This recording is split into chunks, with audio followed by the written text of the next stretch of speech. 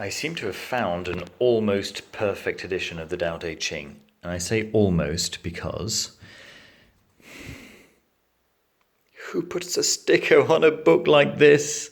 And I tried to pick off you can see I tried to pick off the bottom corner, and there's a black square underneath. It's just where the glue has damaged the book. I mean, it's just incredible. Why would someone do that?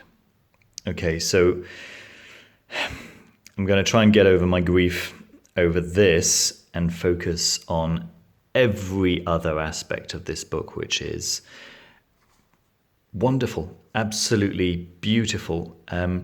And to be honest with you, you're getting so much for your $15 and £15 that I'm. If there was a sticker on the same book and it was £30, I would still say that it was a bargain. So at £15, this is incredible. This is absolutely incredible. It's just infuriating, but it's. Let's have a quick look. So we've got this really lovely shiny cover, this shiny red, silky cover, which is just gorgeous, and this gold stamp. I don't know of many books at £15 that look this beautiful on the outside. And that's before we even get inside. Let me show you what's inside, and you're just gonna have to scrape your jaw off the floor. Here we go. It's entirely illustrated from cover to cover with traditional Chinese paintings. It's absolutely gorgeous. So what do you get? You get an introduction, you get the actual Tao Te Ching, and you get the credits right in the back telling you where the various pictures come from. The introduction is actually very interesting. The translation itself is. Let me just try and remember the name of the translator here.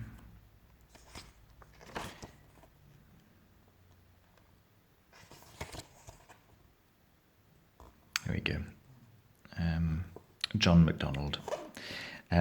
And there's a nice, interesting note about the translation here. Most translations refer to the sage or master as being exclusively masculine in gender, but MacDonald chose the feminine because a master is aware of both, but chooses the least likely of the two, as the following verse shows. And if we turn to verse 28, which is the verse that was mentioned there, but it just gives me an opportunity to flick through this beautiful book. Here we are. So, know the masculine, but keep to the feminine, and become a watershed to the world. If you embrace the world, the Tao will never leave you, and you will become as a little child. There we go. So, wherever the master is mentioned, which is quite regularly, whatever the master may be, that's for each one of us to decide. The master is referred to with the feminine pronoun she.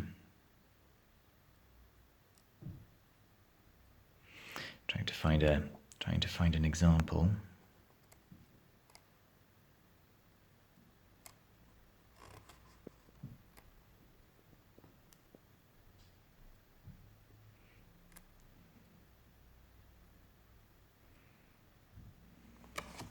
For instance, therefore, the master can act without doing anything, teach without saying a word. Things come her way, and she does not stop them. What is the Daodejing? Well, it's an old book. Lao Tsu is supposedly the author. Lao Tsu simply means the old wise person, the old wise man, the old wise one. He allegedly lived in sixth century before Common Era. Confucius is supposed to have learnt from Lao Tsu.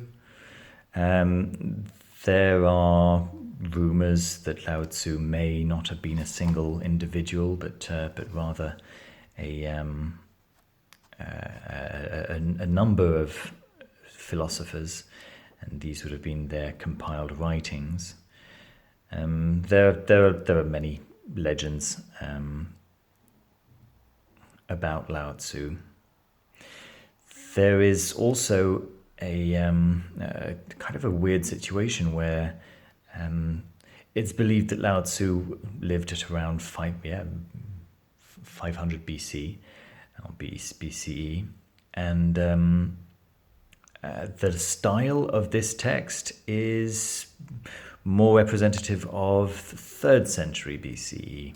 So again, there are some inconsistencies there that don't quite work. And what is the text about? It's hard to say what it's about. In fact, every time I read it, I'm brought to think about different things. I mean, it could be a description of the mind. It could be a description of the universe. It could be a description of what some may think of as God. The Tao is directly translates as the way, and I really like this very first paragraph. The Tao that can be described is not the eternal Tao. The name that can be spoken is not the eternal name. And I really like that, the idea that as soon as we put words to something, then we lay hold of the form while missing the God concealed within it. Can't remember whose words those are, but certainly not mine. So it's sometimes I see it as an attempt to describe the source of all things, or the ground of all things, the way, but in the sense of the way things are, and of course that's such a slippery concept that it requires all these. It's not this, it's not that, rather than it is this and it is that. So there's a lot of description through negatives. Yeah, it's not whatever. It's not this. It's not that. And the Te part, so the second half of the book, is about virtue and the virtue of that ground of all things.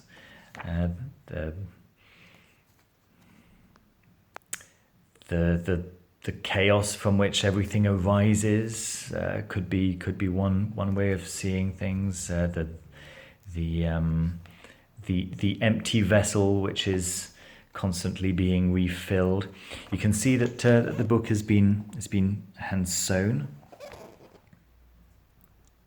and there's that really nice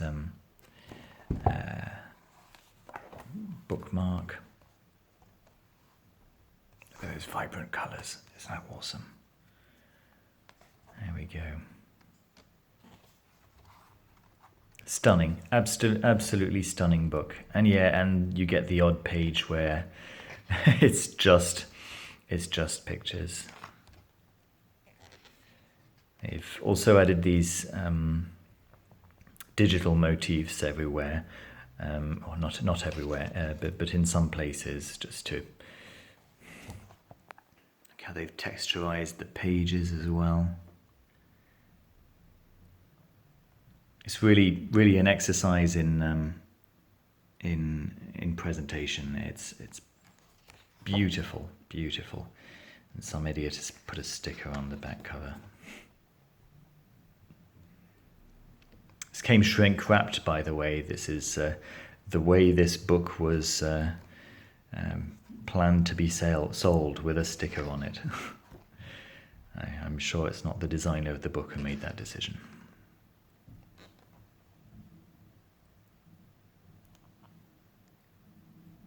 Look how gorgeous that is. Okay, well, I'm going to leave you with this. Let's try and get a little bit closer. There's some light. Come on. Here we are.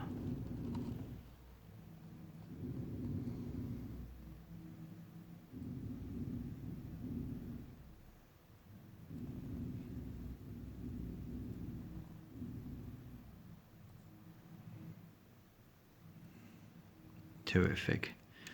All right, guys. Thanks ever so much for watching. If you liked the video, don't forget to leave a thumbs up and to subscribe down below if you haven't already. Thanks, and see you very soon.